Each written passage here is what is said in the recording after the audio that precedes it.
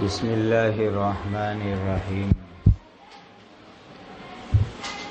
فمن وجد ملجأ او معاذا فلیعوذ به۔ حضرت نبی کریم صلی اللہ علیہ وسلم نے فرمایا کہ جو آدمی کوئی پناہ کی جگہ پائے یا کوئی حفاظت کی جگہ پاوے تو وہاں جا کر کے پناہ لے لے۔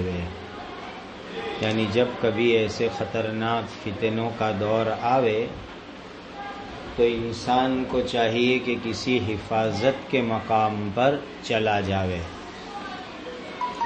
حفاظت کے لیے دو ذریعے ہیں، ایک حفاظت کا کوئی مقام ہو، مثال کے طور پر کسی مسجد میں جا کے گوشہ نشینی اختیار کر لی، کسی خانقاہ میں جا کر کے گوشہ نشینی اختیار کر لی، اور دوسری چیز ہے کسی انسان کی پناہ مل جاوے، کسی کامل اللہ کے ولی کی پناہ مل گئی، کسی مضبوط آدمی کی پناہ مل گئی تو اس کی حفاظت میں چلا جاوے اور اپنے ایمان کو بچا لے گئے۔ یہی روایت جب مسلم شریف کے اندر آئی تو وہاں ایک لفظ ہے اور اضافہ اس طرح ہے تکون فتنۃ، فتنے وجود میں آئیں گے۔ فتنوں کے دور میں النائم فیہا خیر من الیقظان، نائم کا مطلب ہے اس فتنے سے غفلت میں جو ہو وہ، سونے والا یعنی جو آدمی اس فتنے سے غافل ہوئے۔ دوسرا مطلب ہے جس کو اس فتنے کی کوئی اطلاع نہ ہو، یعنی خود سے اس فتنے کی کوئی اطلاع نہ رکھے، وہ آدمی بہتر ہے جاگنے والے سے۔ جاگنے والے کا مطلب جو فتنے سے باخبر ہو، جو فتنے سے واقف ہو، جو فتنے سے مطلع ہو۔ وَالْيَقْظَانُ فِيهَا خَيْرٌ مِّنَ الْقَائِمِ، اور جو آدمی بیدار ہے وہ بہتر ہے کھڑے رہنے والے سے۔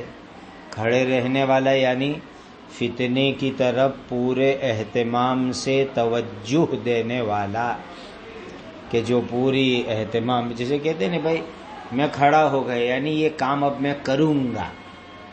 کھڑے ہونے کا مطلب یہ سزا والا کھڑا ہونا یا بیٹھ کے کھڑا ہونا یہ نہیں، بلکہ قائم کا مطلب ہے کہ کسی کام کے لیے مستعد ہو جانا۔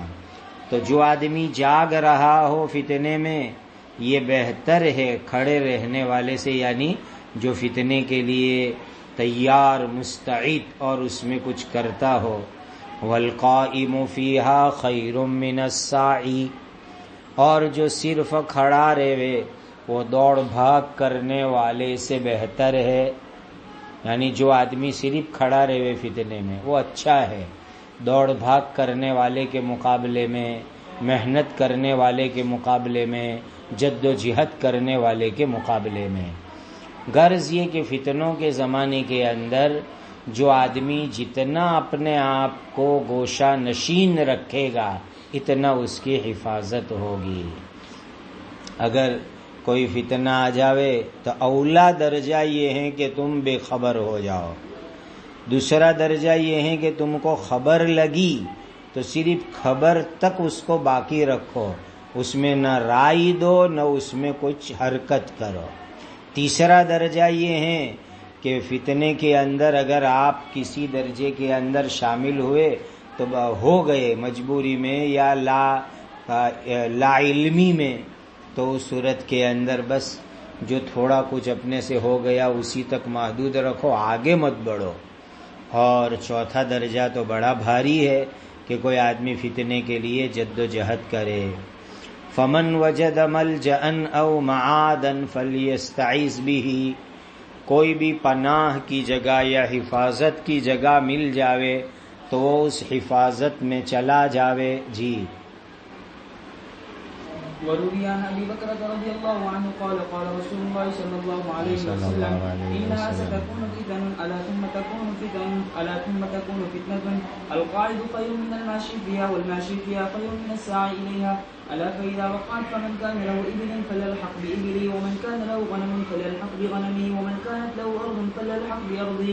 فقال رجل يا رسول الله ارايت من لم يكن له ابل ولا غنم ولا ارض فقال يعمد إلى سيفه فيدق على حده بحجر ثم لينجو إن استطاع النجاة.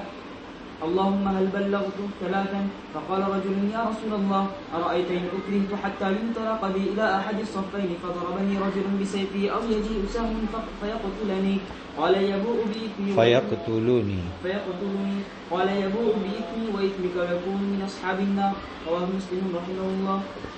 حضرت ابو بکرہ رضی اللہ تعالی عنہ، دیکھو یہ یاد رکھنے کا، حضرت ابو بکرہ الگ ہے اور حضرت ابو بکرہ الگ ہے، دونوں صحابی الگ الگ ہے. تو یہ حضرت ابو بکرہ رضی اللہ تعالی عنہ سے روایت ہے، نبی کریم صلی اللہ علیہ وسلم نے ارشاد فرمایا کہ آئندہ زمانے کے اندر فتنے وجود میں آئیں گے. پھر دھیان سے سنو، آئندہ زمانے میں فتنے وجود میں آئیں گے. پھر دھیان سے سنو، آئندہ زمانے میں فتنے وجود میں آئیں گے. تکرار برائے تنبیہ اور تاکید ہوتی ہے، خاص بات پر تنبیہ اور تاکید کرنے کے لیے تکرار. اور خود یہ الا کا لفظ عربی زبان میں تاکید کے لیے آتا ہے، اور ہماری گجراتی زبان میں بھی یہ لفظ تاکید کے لیے آتا ہے. چونکہ ہماری گجراتی عربیت سے متاثر ہے. اللہ سو رہا ہے سبق میں، یہ کہتے ہیں نا، یہ تنبیہ کے لیے. القائد خیر من الماشی فیہا، اس فتنے کے زمانے میں بیٹھنے والا فتنے میں چلنے والے سے بہتر ہوگا. پیچھے کی روایت میں جو مطلب ہے وہی یہاں لیا جائے گا. والماشی فیہا خیر من السعی الیہا، اور فتنے میں چلنے والا بہتر ہوگا فتنے کی طرف دوڑ دھوپ کرنے والے سے. الا فاذا وقعت، سنو دھیان سے، جب فتنے واقع ہو جائے، قائم ہو جائے، تو جس کے پاس اونٹ ہوئے وہ اپنے اونٹوں کے پاس چلا جاوے، اور جس کے پاس بکریاں ہوئے وہ اپنی بکریوں کے پاس چلا جاوے. دراصل پرانے زمانے کے اندر اونٹ اور بکریاں جو لوگ پالتے تھے تو عام متن اس کے لیے جو باڑے ہوتے ہیں، طبیلے ہوتے ہیں، وہ شہر کے باہر ہوتے تھے. مدینہ طیبہ کے وسط کے اندر جانوروں کے طبیلے عام طور پر نہیں ہوتے تھے. وہ سواری کا یکا دکا جانور ہو وہ ٹھیک ہے، باقی جو لوگ کثرت سے جانور پالنے والے ہوتے تھے تو الگ سے باہر باقاعدہ اس کے باڑے طبیلے بنے رہتے تھے اور وہاں جانور پالے جاتے تھے. اور جس کے پاس زمین ہوئے یعنی کھیتی کی تو وہ اپنی اس کھیتی کی زمین میں چلا جاوے. یعنی فتنے کے زمانے کے اندر انسان کو اپنے ذاتی حلال کاروبار میں مشغول ہو جانا چاہیے. جس کے پاس بکری ہو وہ اپنی بکریوں کی دیکھ بھال خدمت اس میں مشغول ہو جاوے. جس کا اونٹ کا طبیلہ ہوئے وہ اونٹوں میں چلا جاوے، اور جس کے پاس کھیتی باڑی ہوئے وہ کھیتی باڑی کے اندر چلا جاوے. یعنی فتنے کی جگہ سے دور ہو جاؤ اور اپنے حلال کاروبار میں مشغول ہو جاؤ. یہ عام قتل و قتال کے ماحول کے زمانے کی بات ہے کہ جب مسلمانوں میں آپس میں قتل و قتال ہو رہا ہو تو اپنے کام سے کام. فقال رجل یا رسول اللہ، ایک شخص نے سوال کیا کہ اے اللہ کے رسول صلی اللہ علیہ وسلم، ارأیت من لم یکن لہ ابل، کیا آپ فرماتے ہیں اگر کسی کے پاس اونٹ نہ ہو، ولا غنم بکریاں بھی نہ ہو، ولا ارض زمین بھی نہ ہو، یعنی کسی کے پاس اپنی ذاتی مشغولیات کے لیے حلال کاروبار کے لیے کوئی ذریعہ نہ ہو، تو وہ کہاں جاوے ایسے قتل و قتال اور فتنے کے زمانے میں؟ تو کتنا پیارا راستہ بتلایا. قال یعمد الی سیفہ، فیدق علی حدہ بحجر، تو اپنی تلوار کو پتھر پر مار کر کے اس کی دھار توڑ دیوے. یعنی اپنی تلوار سے اس زمانے میں قتال ہوتا تھا، لڑائیاں ہوتی تھی، مارا ماری ہوتی تھی. مراد یہاں ہر طرح کے ہتھیار ہے کہ اپنے جتنے بھی ہتھیار ہو فتنے کے زمانے میں وہ ہتھیار بیکار کر ڈالو. اس لیے کہ اگر ہتھیار ہوں گے تو آدمی کو لڑنے جانے کا شوق ہوگا نا، کہ میں بھی جاؤں، لڑنے جاؤں، مرنے جاؤں، مارنے جاؤں. ہتھیار ہی نہ ہوئے تو پھر کیسے جاوے؟ کچھ بھی نہیں. گھر کے اندر اگر ڈنڈا ہوئے تو باہر لے کر نکلنے کا ارادہ ہوئے، لیکن گھر میں ڈنڈا ہی نہیں ہوئے تو پھر بھائی گھر میں بیٹھے رہو چپ چاپ، اسی میں ہماری خیریت ہے. تو نبی کریم صلی اللہ علیہ وسلم نے فرمایا کہ جب مسلمانوں میں آپس کے اندر قتل و قتال کا دور ہو رہا ہو تو ایسی صورت کے اندر اپنے ہتھیار کو معطل کر ڈالو، بیکار کر ڈالو، تاکہ کسی کو لڑنے جانے کا جدائیہ اور جذبہ باقی نہ رہے. یہ کنایا ہے جنگ چھوڑنے سے، مطلب ایسے زمانے میں جنگ لڑائی چھوڑ کر چپ چاپ بیٹھ جاؤ. اب یہاں شرح نے ایک مسئلے کے اوپر بحث کی ہے.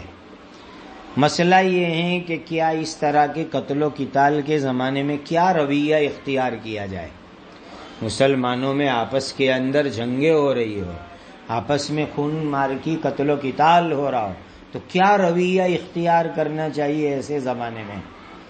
نمبر 1، پہلی رائے یہ ہے کہ فتنے کے دور میں مسلمانوں میں آپس میں لڑائی کے زمانے میں کسی حال میں بھی لڑنے میں شریک نہیں ہونا چاہیے، کسی پارٹی میں بھی نہیں اور کسی کے ساتھ بھی نہیں، کسی حال میں لڑائی میں شریک مت ہو، گوشہ نشینی اختیار کر لو. نمبر 2، دوسری رائے یہ ہے کہ قتال اور جنگ کی ابتدا نہ کرے، لیکن کوئی اگر حملہ کرے تو دفاع کرو. اور تیسری رائے یہ ہے اس سلسلے میں کہ جو حق پرست جماعت ہو اس کی مدد کرو اور باغیوں سے قتال کرو. یہ تیسری رائے کو راجح قرار دیا گیا ہے. کیوں؟ پہلی دلیل وَإِن طَائِفَتَانِ مِنَ الْمُؤْمِنِينَ اقْتَتَلُوا فَأَصْلِحُوا بَيْنَهُمَا فَإِن بَغَتْ إِحْدَاهُمَا عَلَى الْأُخْرَى فَقَاتِلُوا الَّتِي تَبْغِي حَتَّى تَفِيءَ إِلَى أَمْرِ اللَّهِ. اس آیت میں باغیوں سے قتال کرنے کا حکم دیا گیا تاکہ وہ باغی اطاعت کی طرف آ جاوے. اور دوسری بات یہ ہے کہ اگر ہم اہل حق کا تعاون نہیں کریں گے تو باغی لوگ غالب آنے لگیں گے، زمین پر فساد پھیل جائے گا اور نیکی کے ماحول کا خاتمہ ہو جائے گا، ظالموں کو قوت اور غلبہ ملے گا. اسی لیے اہل حق کا تعاون اور ان کی مدد کرنی چاہیے. یہ تیسرے قول کو راجح قرار دیا گیا. ہاں، جب حق کیا باطل کیا ہمارے سامنے واضح نہ ہوتا ہو، کون حق پر کون باطل پر، ایسی صورت میں کوشش عافیت میں بیٹھے رہو. اسی طریقے سے حق کس طرف ہے، دونوں طرف کے لوگ اپنے آپ کو حق پر بتلا رہے ہیں اور دونوں تعویلات کر رہے ہیں، دونوں دلائل شرعیہ پیش کر رہے ہیں. ایسی صورت میں بھی گوشے عافیت اختیار کر لو جب تمہارے پاس رجحان شرعی کی کوئی دلیل نہ ہو ایسے زمانے میں. ثم لینجو ان استطاع النجاہ، پھر فتنے کی جگہ سے بھاگ سکو تو بھاگ جاؤ. یہاں تیزی مراد ہے کہ جس قدر تیزی سے ہو سکے فتنے کی جگہ سے دور چلے جاؤ تاکہ فتنے کے اثرات سے حفاظت ہوئے.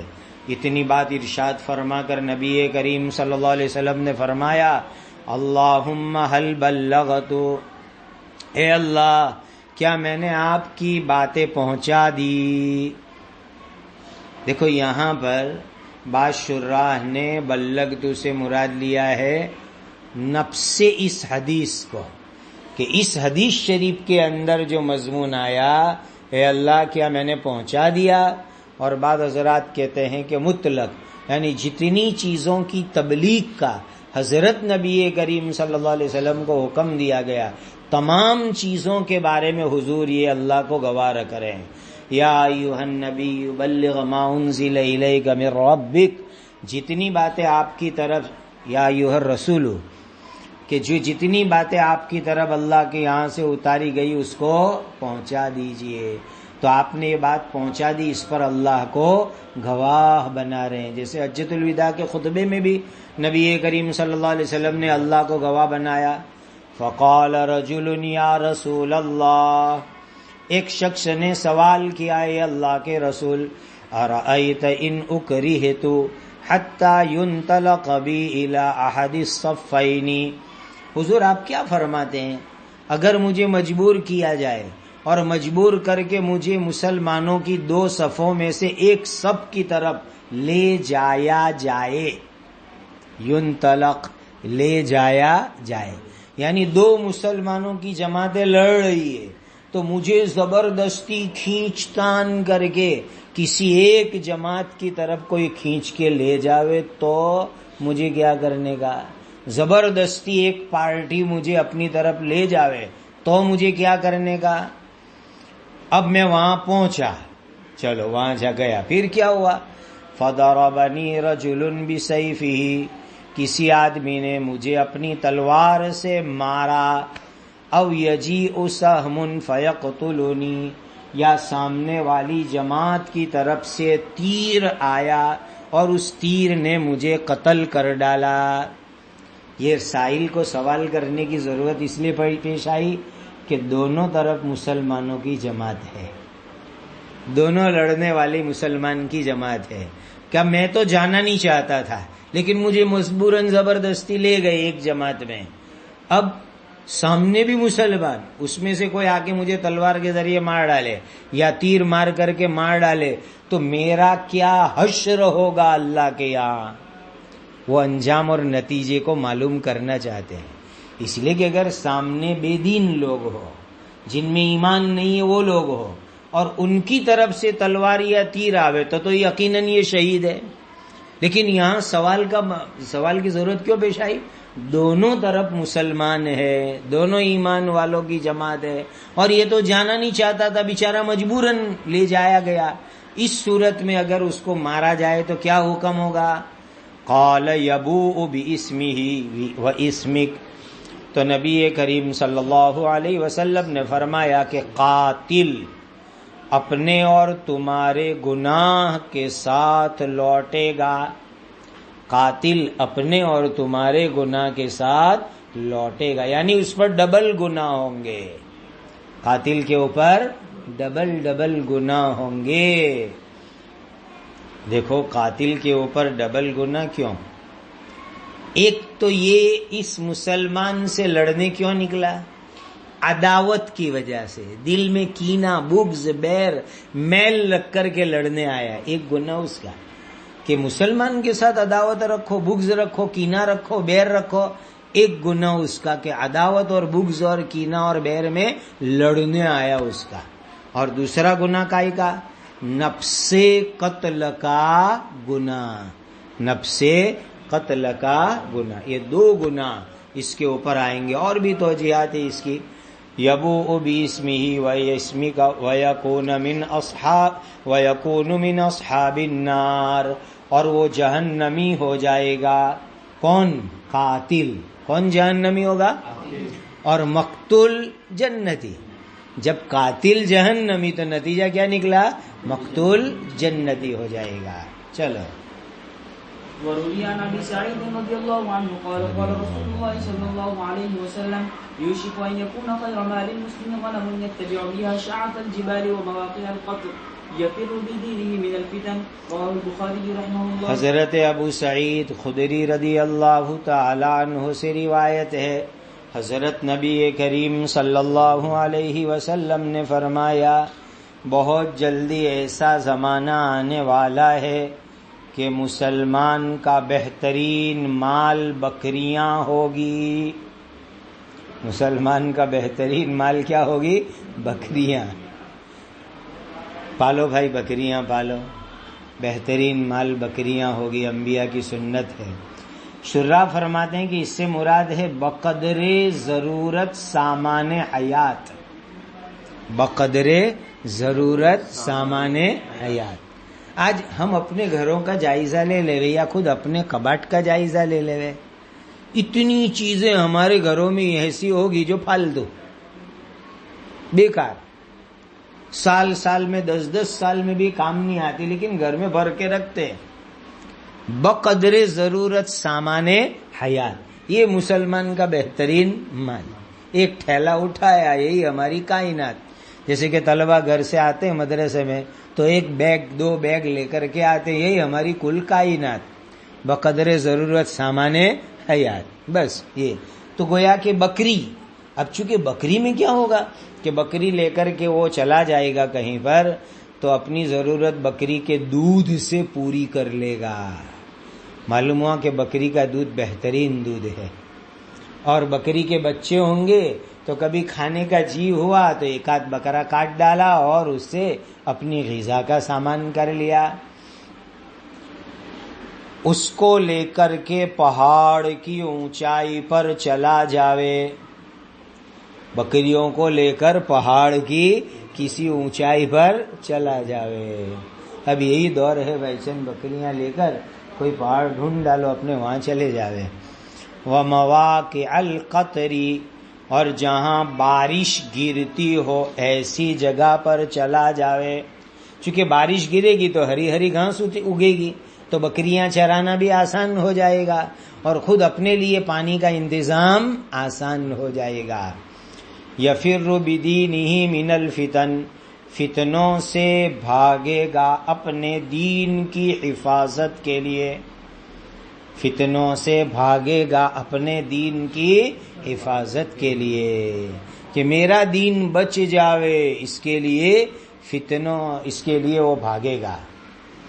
کہتے ہیں کہ بھائی مسلمانوں میں جب آپس میں جنگ ہونے لگے، ایسے زمانے میں اس حدیث پر عمل کرنے کا، جب آپس میں مسلمانوں میں جنگ قتال ہونے لگے تب اس حدیث پر عمل کرو۔ نمبر 2، جب دین کی حفاظت مشکل ہو جائے تو ایسے زمانے میں اس حدیث پر عمل کرو۔ جب لوگوں کے بیچ میں آبادی میں رہنے میں اپنے دین کی حفاظت مشکل ہو تو اس حدیث پر عمل کرنے کا، چند بکریاں لے کر کے پہاڑ پہ چلے جانے کا، 40 بکری لے کر کے، اور وہاں جا کر کے اپنی بکریوں کو لے کر اللہ اللہ زندگی وہاں گزار لینے کی۔ چلو۔ وروي عن أسامة بن زيد رضي الله عنهما قال أشرف النبي صلى الله عليه وسلم على أثم من أعراب المدينة فقال هل ترون ما أرى؟ قالوا لا، قال فإني لأرى الفتن تقع خلال بيوتكم كوقع المطر، متفق عليه۔ حضرت اسامہ ابن زید رضی اللہ تعالی عنہ نبی کریم صلی اللہ علیہ وسلم کے بڑے لاڈلے تھے، پیارے تھے۔ فرماتے ہیں کہ ایک دن نبی کریم صلی اللہ علیہ وسلم مدینہ کے بلند مقامات میں سے ایک اونچی جگہ پر چڑھے۔ اتم واحد آتام جمع، دونوں ایک ساتھ آئے، تو ایک بلند مقام پر نبی کریم صلی اللہ علیہ وسلم چڑھے۔ دیکھو ایک قاعدہ کلیہ میں آپ کو بتلاؤں، واحد جمع اور باب کو یاد رکھنے کے لیے، حافظوں کے لیے بہت آسان، کہ قرآن کی آیتوں پر استحضار کرنے کا۔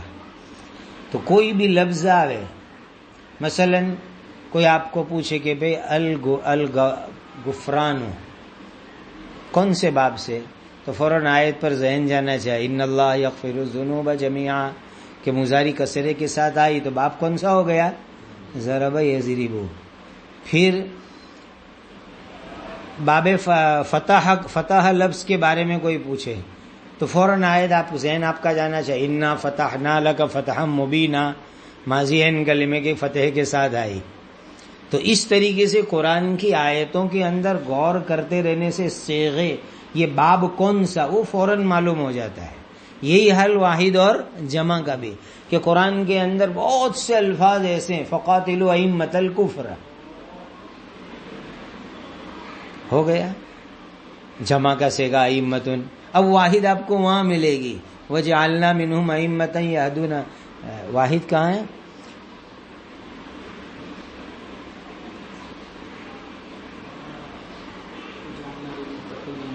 وجعلنا للمتقین اماما۔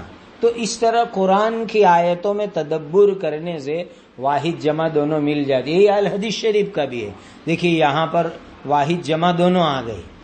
تو اتم اصل میں کہتے ہیں مدینہ منورہ کے اندر یہودیوں کی بہت بڑی آبادی تھی، اور یہ یہودی لوگوں نے اونچے اونچے محل، حویلیاں، قلعے اپنی رہائش کے لیے بنا رکھے تھے، اور یہ مدینہ کے اطراف میں خصوصاً کوبہ میں یہ بکثرت رہتے تھے، اور یہ بہت اونچے اونچے تھے۔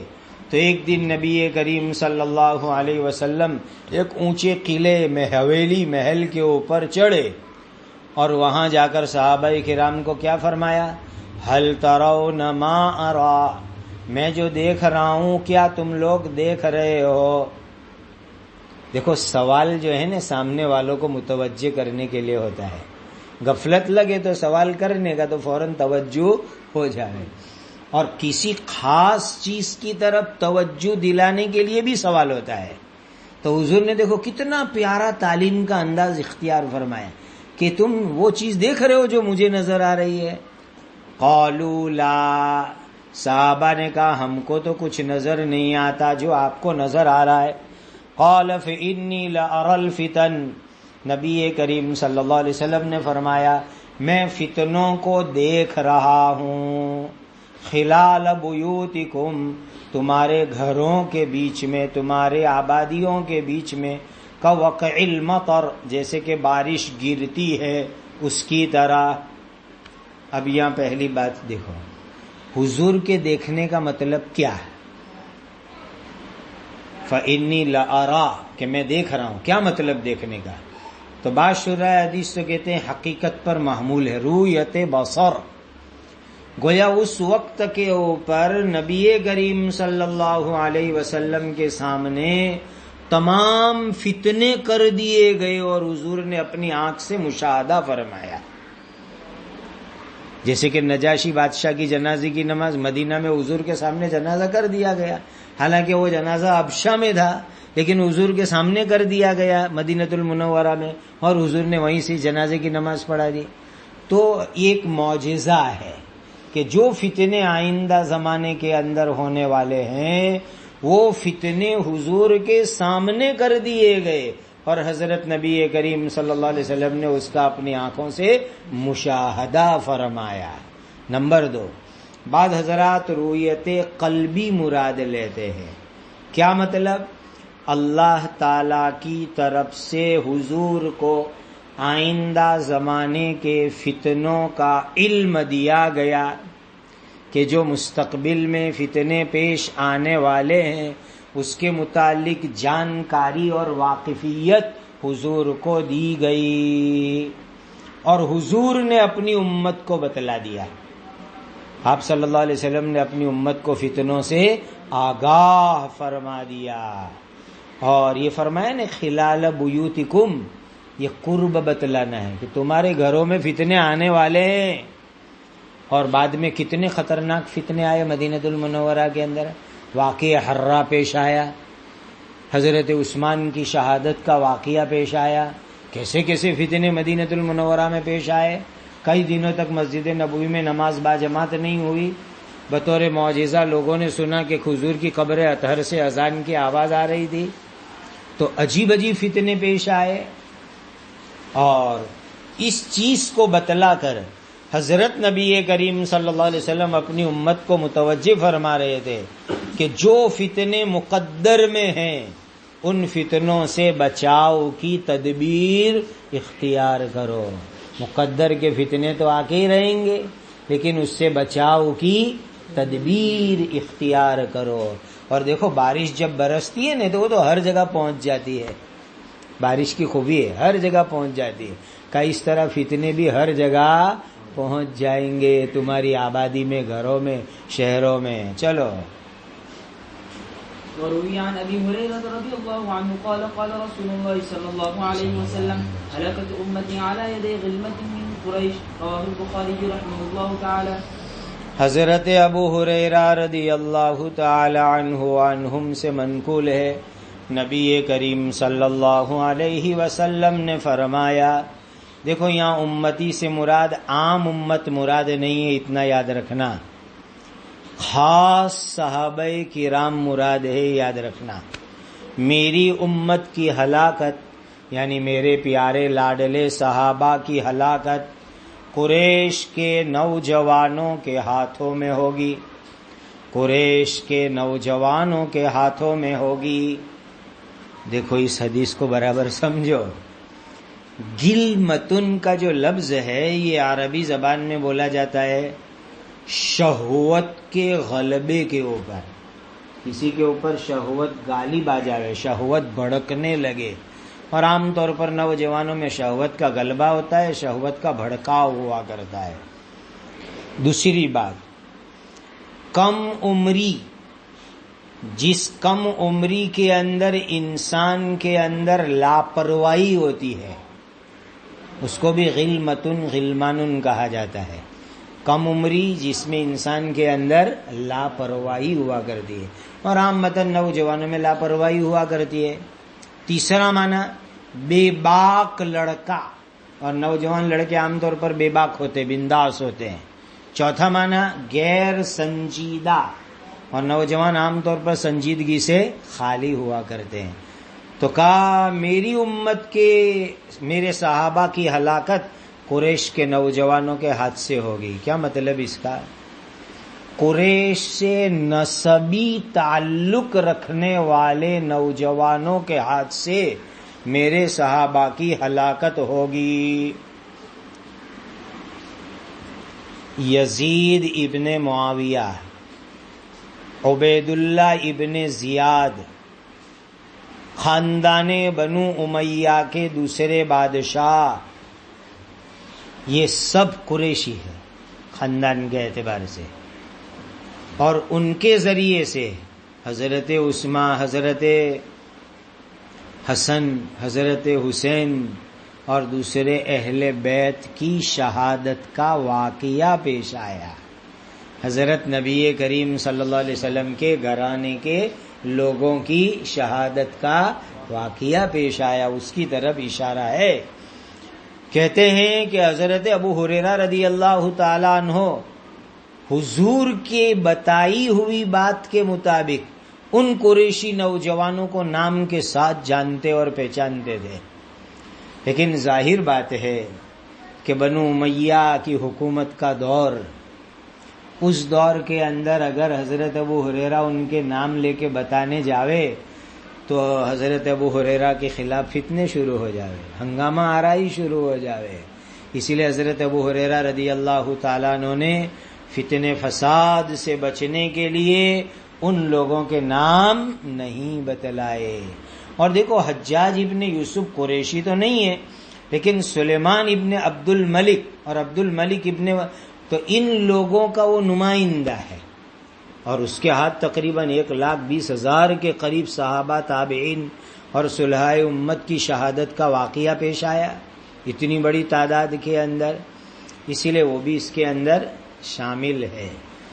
تو اس سے اس دور کے فتنے کو مراد لیا گیا ہے جو صحابہ کے دور میں بنو امیہ کے لوگوں کی طرف سے جو زیادتیاں پیش آئی، اور جس کے نتیجے میں مہاجرین اور انصار میں سے بہت سے صحابہ کرام شہید کر دیے گئے۔ جی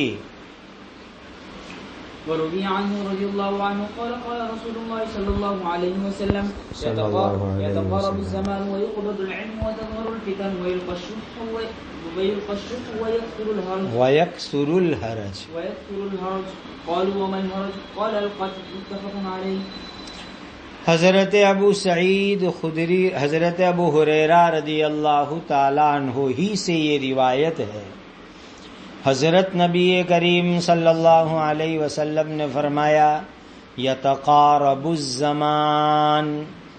دیکھو اس جملے کے مطلب سمجھو، یہ سب چیزیں اس وقت آپ کو سامنے نظر آئے گی۔ نمبر 1، پہلا مطلب، دنیا اور آخرت کا زمانہ قریب آ جائے گا۔ دنیا اور آخرت کا زمانہ قریب، یعنی قیامت بالکل قریب آ جائے گی. پہلا مطلب یہ. نمبر 2، زمانے کے بدکار اور فتین لوگ آپس میں ایک دوسرے کے قریب قریب ہو جائیں گے. زمانے کے بدکار اور فتین لوگ آپس میں ایک دوسرے کے قریب قریب ہو جائیں گے.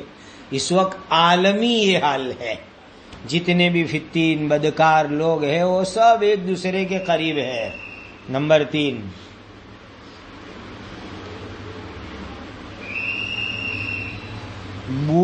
برائیوں کے اعتبار سے، گناہوں کے اعتبار سے زمانہ آپس میں ایک دوسرے کے مشابہ ہو جائے گا.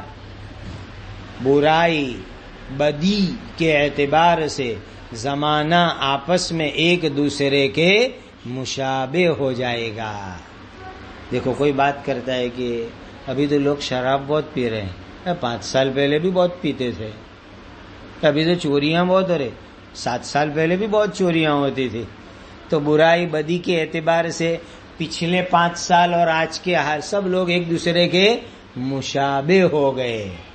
تیسرا مطلب، لوگوں کی عمر چھوٹی ہو جائے گی. قیامت کے پہلے زمانے میں لوگوں کی عمریں چھوٹی چھوٹی ہو جائے گی. دیکھو اس امت کی عمر ایسے پچھلی امتوں کی عمر کے مقابلے میں بہت چھوٹی. حدیث میں آیا کہ 60 اور 70 کے بیچ میں اس امت کی عمر ہے. اسی لیے جو 60 کے اوپر جائے وہ نفع میں، 70 کے اوپر جائے وہ ڈبل نفع کے اندر. لیکن اس حدیث کا ایک مطلب یہ بیان کیا گیا کہ اس سے بھی لوگوں کی عمریں چھوٹی چھوٹی ہو جائے گی. اور آج یہی مشاہدہ ہو رہا ہے، نوجوان مر رہے ہیں، ادھیڑ عمر والے مر رہے ہیں. تو حدیث شریف کا ایک مطلب زمانے کے لوگوں کی عمر کا چھوٹا ہو جانا. 5واں مطلب، رات اور دن کی مدت کا چھوٹا ہو جانا، یعنی وقت میں سے برکت کا ختم ہو جانا. مہینے ہفتے جیسے، ہفتہ دن جیسا، اور دن 1 گھنٹے جیسا. تو حدیث شریف کا یہ مطلب ہے کہ زمانے کے اندر سے برکتیں ختم ہو جائے گی. اور 6واں مطلب یہ ہے کہ حکومتوں کا بدلنا بڑی تیزی سے ہو جائے گا. حکومتوں کی مدتیں جلدی جلدی ختم ہونے لگے گی. اب حضرت اورنگزیب عالمی رحمۃ اللہ علیہ نے 50 برس متحدہ ہندوستان پر حکومت کی ہے. جب ہندوستان افغانستان سے لے کر کے ادھر برما تک تھا، اتنا بڑا ہندوستان، 50 سال حکومت کی اکیلے اورنگزیب رحمۃ اللہ علیہ نے. اور اب 5 سال میں سرکار بدل جاتی ہے. اور اگر جو ہے M P M L A پھوٹ گئے تو 2 سال میں بھی بدل جاوے. ہو رہا ہے کہ نہیں ہو رہا ہے؟ 5 سال بھی بہت سی حکومتوں کو پورا ہونے کا موقع ملتا نہیں ہے. تو حدیث شریف کا ایک مطلب ہے حکومتوں کی مدتوں کا جو ہے جلدی جلدی پورا ہو جانا، تھوڑے تھوڑے دنوں کے اندر حکومت اور اقتدار کا بدل جانا. یہ ہے یتقارب الزمان ویقبض العلم، اور علم اٹھا لیا جائے گا. علم اٹھا لیے جانے کا مطلب ہے مخلص علماء کی موت ہو جائے گی. کتابیں تو بہت ہوگی لیکن علم اپنے سینوں میں رکھنے والے مخلص علماء کی موت ہو جائے گی. اور بعضوں نے مطلب بھی بیان کیا، علم نافع والے علماء اٹھا لیے جائیں گے کہ جن کے پاس بیٹھ کر کے، جن کی صحبت میں رہ کر کے انسانوں کو علم نافع ملے، نفع والا، جس کے اوپر عمل کر سکے، ایسا علم ملے، ان کا اٹھ جانا، ان کی موت. وَتَظْهَرُ الْفِتَنُ، اور فتنے ظاہر ہونے لگیں گے، ہو رہے.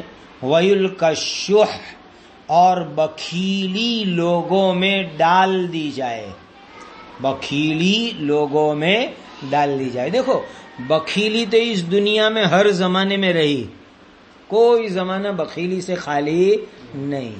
شروع جب سے دنیا قائم ہوئی، انسان اس دنیا میں آیا، بخیلی بھی آئی ساتھ میں. لیکن حدیث شریف کا مطلب یہ ہے کہ بخیلی لوگوں میں عام ہو جائے گی، بخیلی لوگوں کی طبیعت بن جائے گی، بخیلی لوگوں کی فطرت بن جائے گی، اور بخل لوگ عادت بنا لیں گے. اس وقت سخی کتنے ہیں؟ بات کرنا پڑتا ہے کہ پورے باردولی میں فلانے آدمی سخی ہے، تو کیا باقی سب بخیل؟ اس کا نتیجہ یہ ہوا. تو بخل عام ہو جائے گا، بخل طبیعتوں میں آ جائے گا، بخل عادت بن جائے گی، بخل فطرت بن جائے گی. تو اس طریقے سے بخل بڑھ جائے گا. اور بخیلی سے مراد حدیث میں ہر طرح کی بخیلی ہے. مال کی بخیلی کہ لوگ مال کی سخاوت نہیں کریں گے، علم کی بخیلی کہ لوگ علم دوسروں کو سکھائیں گے نہیں. آج کتنے لوگ ہیں کہ مولوی بننے کے بعد پڑھاتے ہیں، کاروبار میں لگ گئے کہ ابا کا دھندا مجھے سنبھالنے کا ہے، ابا کی گیریج مجھے ہینڈل کرنے کی ہے، ابا کا طبیلہ مجھے دیکھنے کا ہے. لوگ جو ہے کاروبار میں اور علم میں بخیلی کہ بھئی پڑھائیں گے تو کیا 5,000 پگار ملے گا اور کاروبار میں 50,000 ملے گا. تو علم میں بخیلی. اور اسی طریقے سے صنعت اور حرفت میں بخیلی کہ مجھے ایک حرفت، ایک ہنر، ایک پیشہ آتا ہے تو میں دوسرے کو نہیں سکھاؤں. مجھے ایک صنعت آتی ہے، حرفت آتی ہے، ہنر آتا ہے، میں دوسرے کو نہیں سکھاؤں.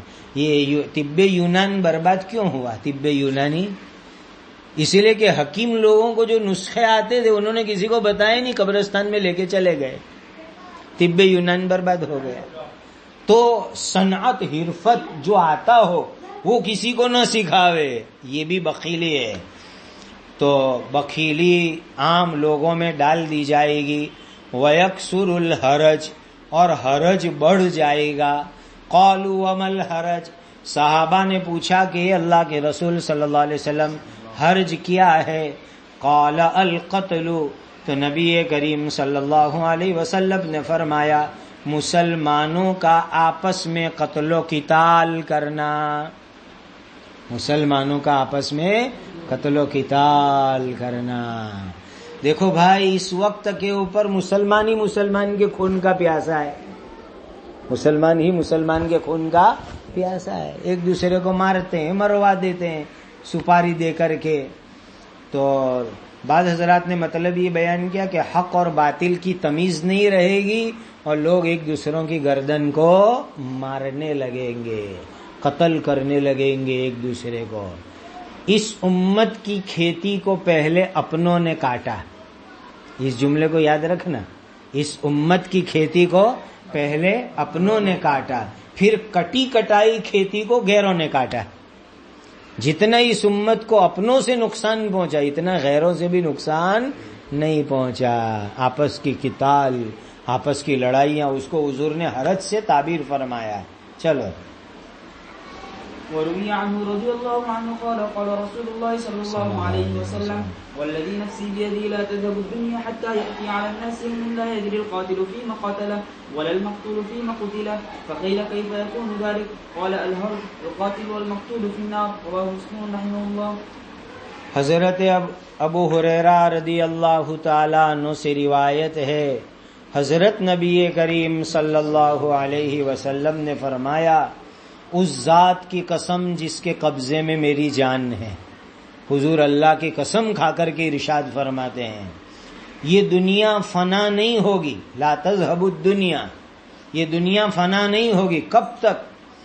یہاں تک کہ ایسا وقت آ جاوے، یوم کے معنی دن، دن کے مراد وقت، یہاں تک کہ ایسا وقت آ جاوے کہ قاتل کو پتہ نہ ہوئے کہ وہ کیوں قتل کر رہا ہے، قاتل کو پتہ نہ ہوئے کہ وہ کیوں قتل کر رہا ہے. دیکھو آج جو پروفیشنل کلر لوگ ہیں، پروفیشنل کلر یعنی جو کاروباری قاتل، جن کا کام ہی ہے لوگوں کو مار ڈالنا، لوگ ان کو پیسے دیتے ہیں.